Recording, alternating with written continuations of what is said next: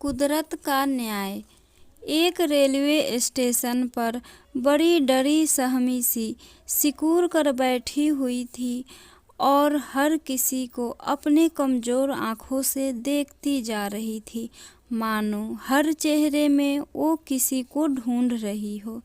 Station पर आते जाते हर इंसान की तरफ सवालिया निगाह से देख रही थी, मानो कुछ पूछना चाहती हो, कुछ कहना चाहती हो, परंतु फिर चुप करके बैठ जाती है। तभी अचानक ट्रेन पहुंच गई और सभी लोग ट्रेन में बैठने के लिए दौड़ने लगे। वह वृद्ध औरत जल्दी से उठी और उठकर जोर जोर से आवाज लगाने लगी, राहुल राहुल। ना जाने उसके कमजोर शरीर में इतनी ताकत कहाँ से आ गई कि अपना बैग उठाकर तेजी से दौड़ती हुई हर एक डिब्बे के पास जाकर आवाज लगाने लगी, राहुल, ओ बेटा राहुल। लेकिन 2 ही मिनट में ट्रेन चले जाने के कारण स्टेशन पर सन्नाटा छा गया। वह बूढ़ी औरत धीमे कदमों से वापस प्लेटफॉर्म पर आकर बैठ गई। स्टेशन पर पापड़ बेचता एक युवक उस बुढ़िया को कब से देख रहा था।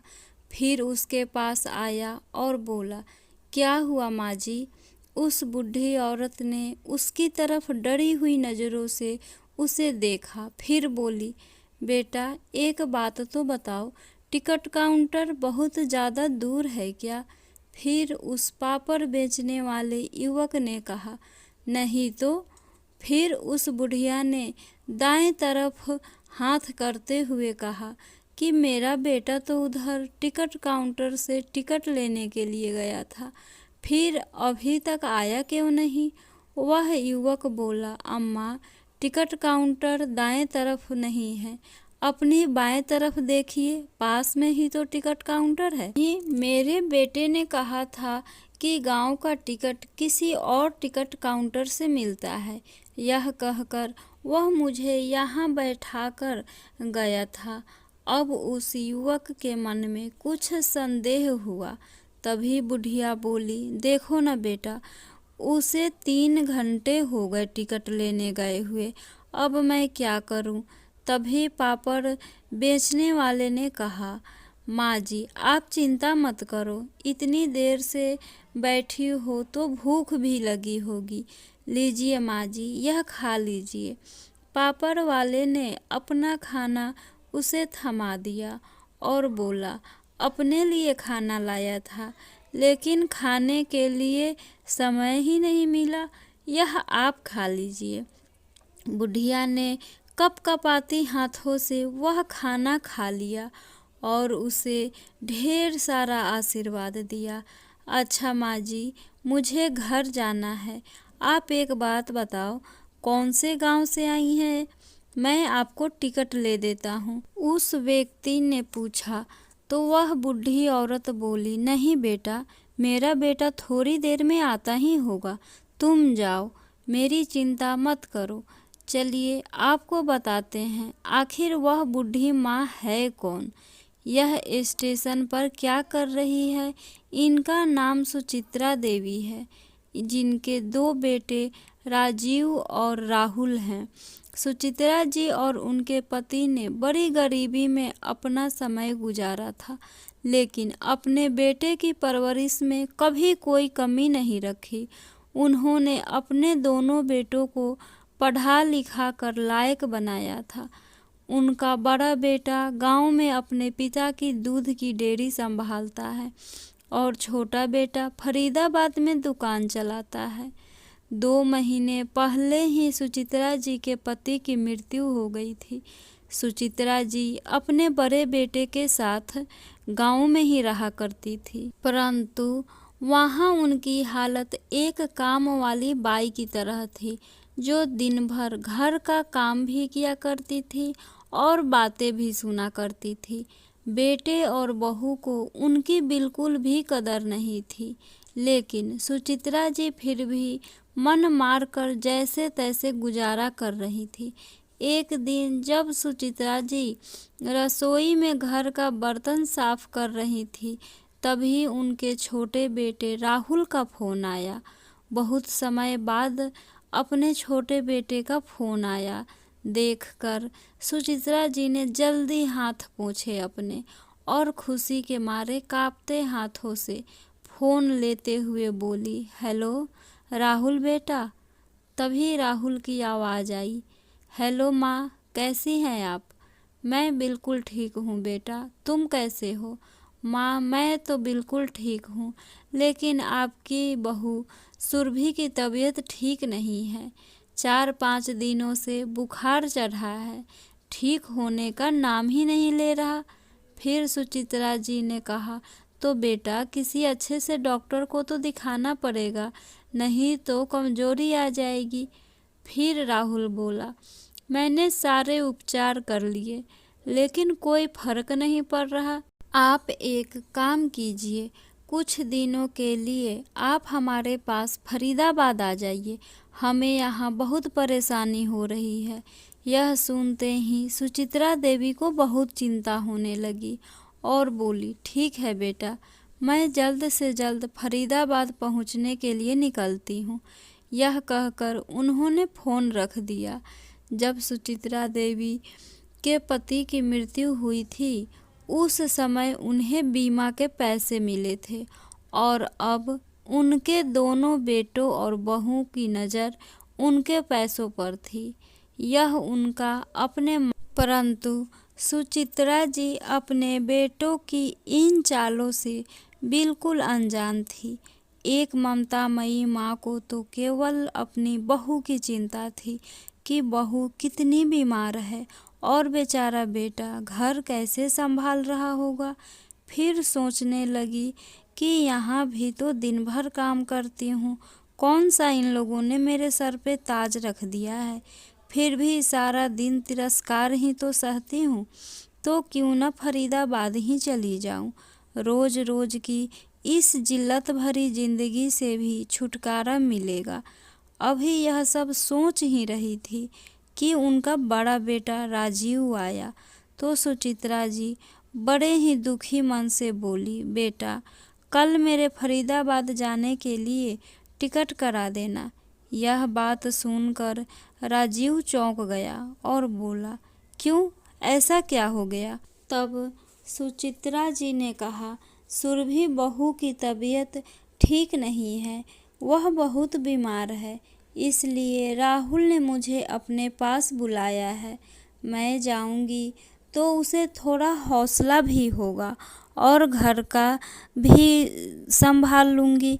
यह बात सुनते ही राजीव गुस्से में लाल हो गया और चिल्लाते हुए बोला, आज तक तो कभी याद नहीं आई आपके लाडले बेटे को आपकी, और आज जब आपको बीमा के पैसे मिले हैं तब वह आपको अपने उसकी नज़र केवल तुम्हारे पैसों पर है। सुचित्रा जी बोली, नहीं बेटा, बहू की तबीयत वाकई ठीक नहीं है, राहुल मुझसे कभी झूठ नहीं बोल सकता। तो ठीक है माँ, मैं आपका फरीदाबाद का टिकट करवा दूंगा, लेकिन जाने से पहले पिताजी के बीमा के पैसे आप मुझे देकर जाओगी, क्योंकि आपका और पिताजी का खर्चा तक हम लोग ही उठाते आए हैं, तो अब इन पैसों पर भी हमारा ही हक बनता है। यदि आप पैसे लेकर वहाँ गई तो मुझे पूरा यकीन है कि वह आपसे पैसे ले लेगा। तब सुचित्रा जी बोली, इस समय में भी तुझे ऐसी बातें सूझ रही है? वहाँ बहू की तबीयत खराब है और तुझे पैसों की पड़ी है। ठीक है, यदि तुझे भरोसा नहीं है तो बीमा के पैसे में से अपने खर्चे के लिए कुछ पैसा निकाल कर बाकी की सारी रकम मैं तुझे दे देती हूँ। ऐसा कहते हुए सुचित्रा जी ने कुछ पैसे अपने पास रखते हुए बाकी के सारे पैसे राजीव को दे दिए। पैसा हाथ में आते ही राजीव और उसकी पत्नी की आंखों में खुशी भरी चमक आ गई। फिर क्या था, राजीव तुरंत स्टेशन की ओर दौड़ा और माँ को गुड़गांव भेजने के लिए टिकट खरीद कर ले आया। और अगले दिन उसने अपनी माँ को बड़ी खुशी खुशी ट्रेन में बिठा दिया। एक ओर तो सुचित्रा जी को अपनी बहू की तबीयत की चिंता सता रही थी, परंतु दूसरी ओर उन्हें इस बात की भी खुशी थी कि वह इतने सालों के बाद अपने छोटे बेटे के घर जा रही हैं। स्टेशन पहुंचते ही देखा कि सामने राहुल उनकी राह देख रहा था। राहुल से मिलकर सुचित्रा जी तो उसकी बलाई ही लेती जा रही थी। राहुल अपनी माँ को गाड़ी में बिठाकर घर ले आया। घर पहुंचकर अपनी बहू से मिलते ही सुचित्रा जी बोली, बहू अब मैं आ गई हूँ, अब तुझे चिंता करने की कोई ज़रूरत नहीं है। देखना तेरी इतनी सेवा करूँगी कि कुछ ही दिनों में तुझे पूरी तरह से ठीक कर दूँगी। तभी उनकी बहू सुरभि बोली, लेकिन माँ जी मुझे सेवा से ज़्यादा दवाइयाँ की ज़रूरत है। फिर सुचित्रा जी ने कहा, तो दवाइयाँ ली क्यों नहीं? तभी सुरभि बोली, माँ जी दवाइयाँ कहाँ से लेते, आपके बेटे की तो कुछ कमाई है ही नहीं, सारा दिन दुकान पर मक्खियाँ मारकर आ जाते हैं। यह सुनकर सुचित्रा जी को बड़ा दुख हुआ। फिर बोली, बहू अब मैं आ गई हूँ ना, अब तुम्हें दवाइयों की कोई ज़रूरत नहीं पड़ेगी। मैं अपने देसी नुस्खे से बना काढ़ा तुम्हें पिलाऊंगी, तुम देखना बुखार तो यूं गायब हो जाएगा। सुचित्रा जी ने बड़े प्यार से अपने बहू के लिए काढ़ा बनाया और उसे पिलाया। फल काटकर उन दोनों को खिलाई। सुचित्रा जी सब्जी खरीदने के लिए घर से बाहर निकली। तब सुरभि ने राहुल से कहा, तुम्हारी माँ तो ये जहर जैसे काढ़े पिलाकर मुझे सच में बीमार कर देगी।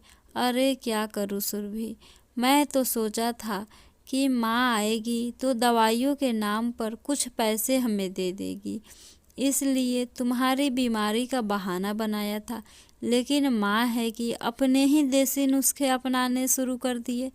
फिर सुरभि बोली, तुम्हारी माँ से पैसे निकलवाना इतना आसान नहीं है, हमें कुछ करना होगा।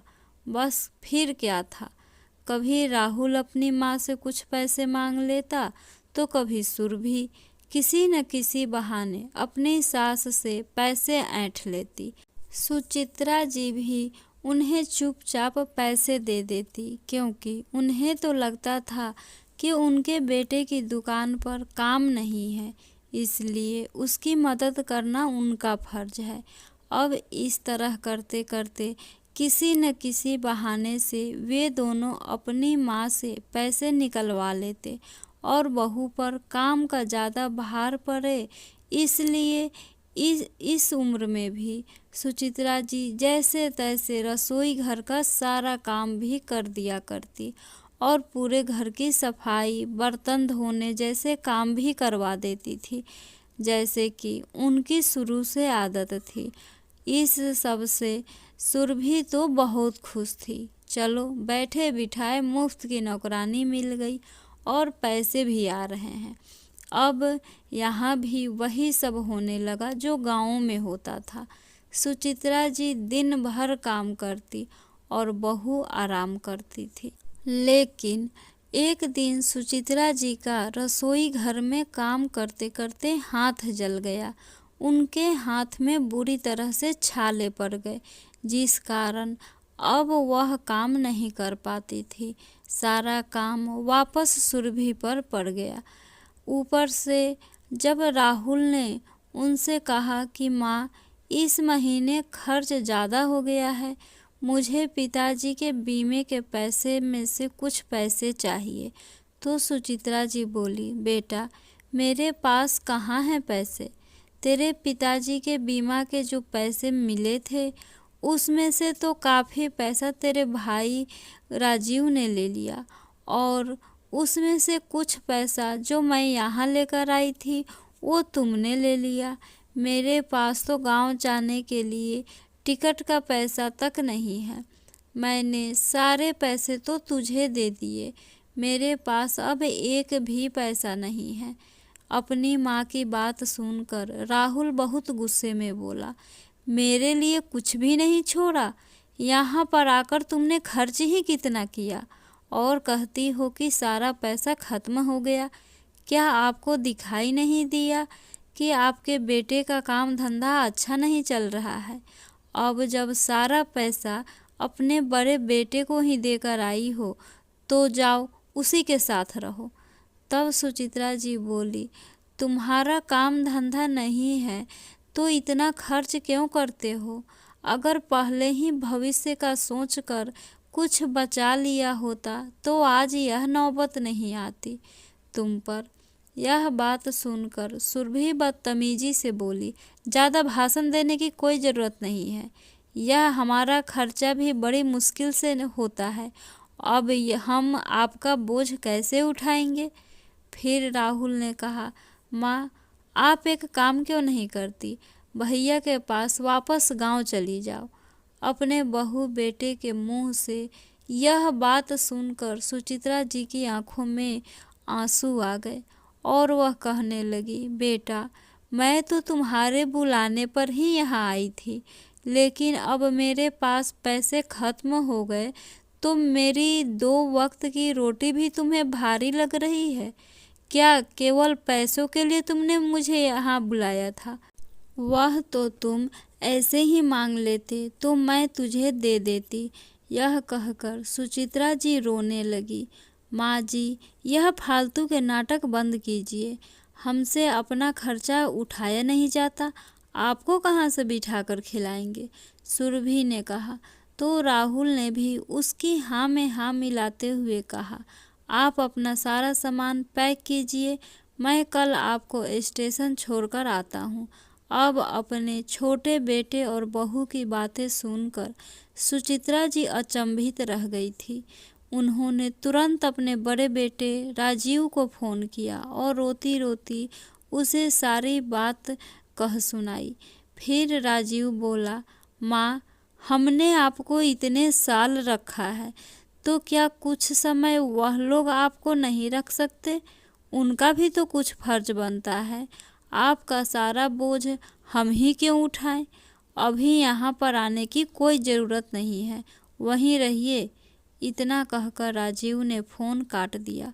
सुचित्रा देवी जी का अपने कानों पर यकीन नहीं हो रहा था। क्या यही दिन देखने के लिए अपने दोनों बेटों को पाल पोस कर बड़ा किया था, इतना काबिल बनाया था कि अपने माँ की जिम्मेदारी उन्हें बोझ लग रही है?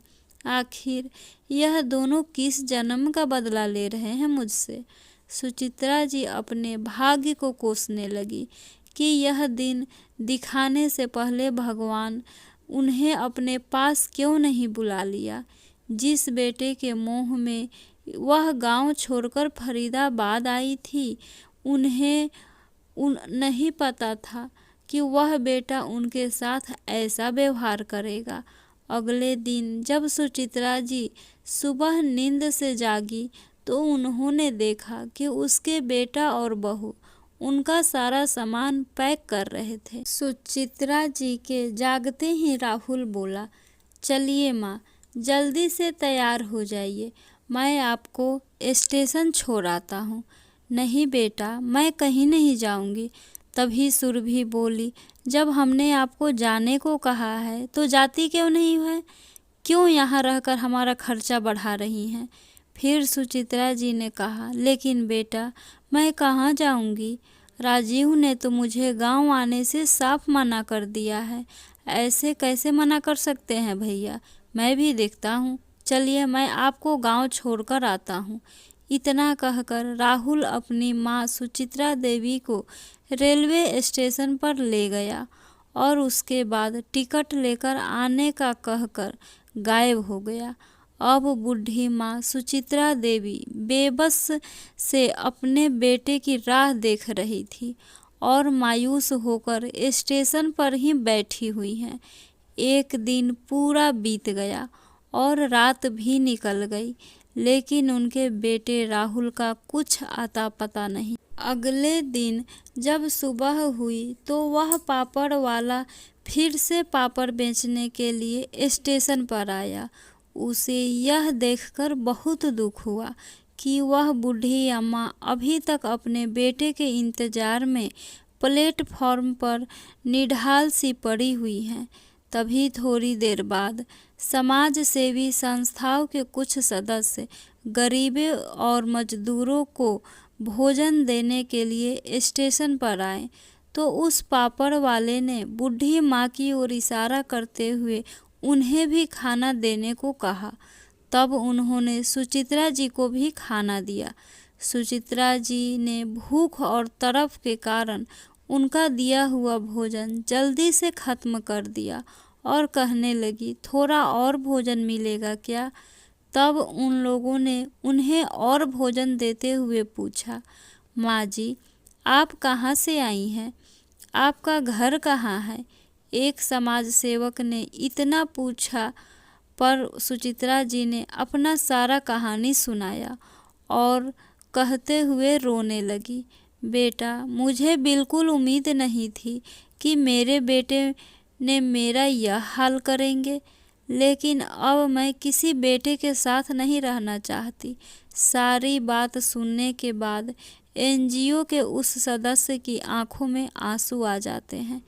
तब वह लोग उन्हें एक वृद्ध आश्रम में ले गए और कहने लगे, माँ जी जब तक आपके परिवार वालों को सज़ा नहीं मिलती तब तक आप यहाँ आराम से रह सकती हैं।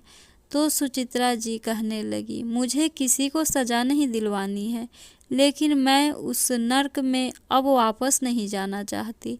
मैं यहीं रहकर अपने जीवन की बाकी के दिन काट लूँगी।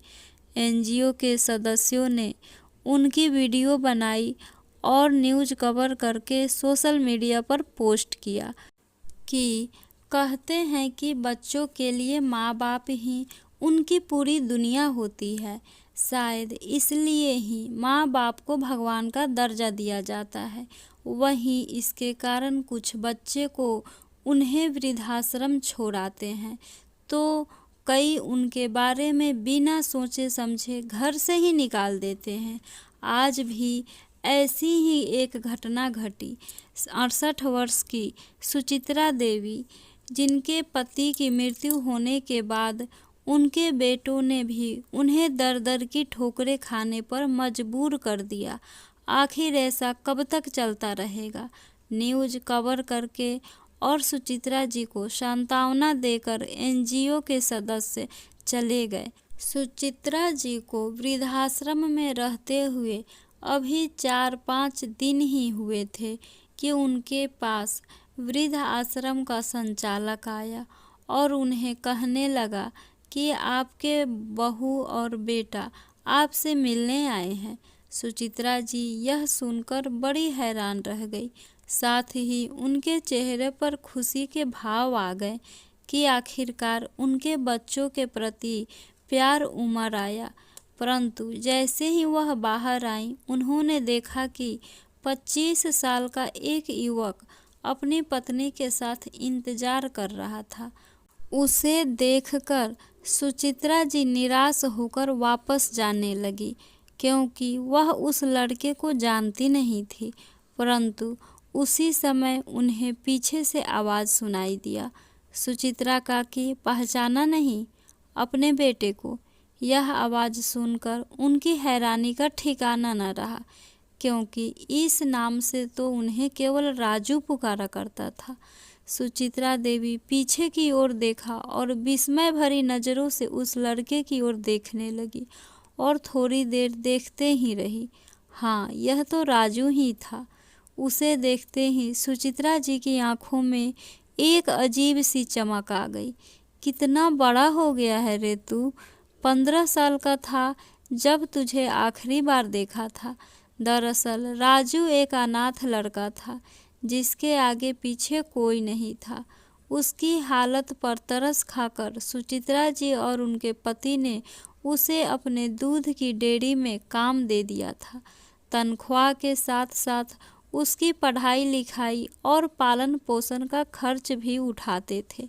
लेकिन जब सुचित्रा जी के बेटे राजीव ने डेयरी का कार्यभार संभाला तो राजू पर चोरी का इल्जाम लगाकर वहां से राजू को निकाल दिया। सुचित्रा जी रोते रह गईं कि मेरा राजू ऐसा कभी नहीं कर सकता, लेकिन किसी ने उनकी एक न सुनी।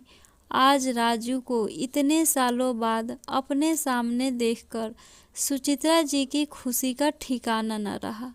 तभी राजू बोला, अरे काकी, अपने राजू को नहीं पहचाना? इतना कहते ही राजू ने आगे बढ़कर उनके पैर छुए।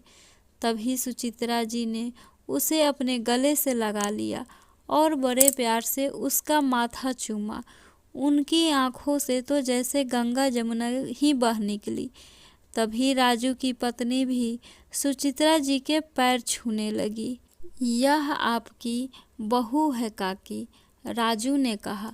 तो सुचित्रा जी ने उन दोनों को ढेर सारे आशीर्वाद दिए। तभी राजू बोला, काकी, मैं कल आपको मोबाइल में देखा तो मैं खुद को रोक न पाया। नियति भी कितना अजीब खेल खेलती है। जिन लोगों की माँ होती है उन लोगों को माँ की कदर नहीं होती, और यहाँ मैं अनाथ माँ के प्यार के लिए आज तक तरस रहा हूँ। काकी, मैं और आपकी बहू आपको लेने आए हैं। अब आप हमारे साथ हमारे घर पर रहेंगी। नहीं बेटा, मैं तुम्हारे साथ कैसे जा सकती हूँ? मैं यहीं पर बहुत अच्छी हूँ, किसी पर बोझ नहीं बनना चाहती। जिंदगी के जितने दिन बचे हैं यहीं रहकर जैसे तैसे गुजार लूँगी। काकी, बचपन में आपने जो प्यार और सहारा दिया, उस प्यार को मैं कैसे भूल सकता हूँ? यह आपका एहसान है।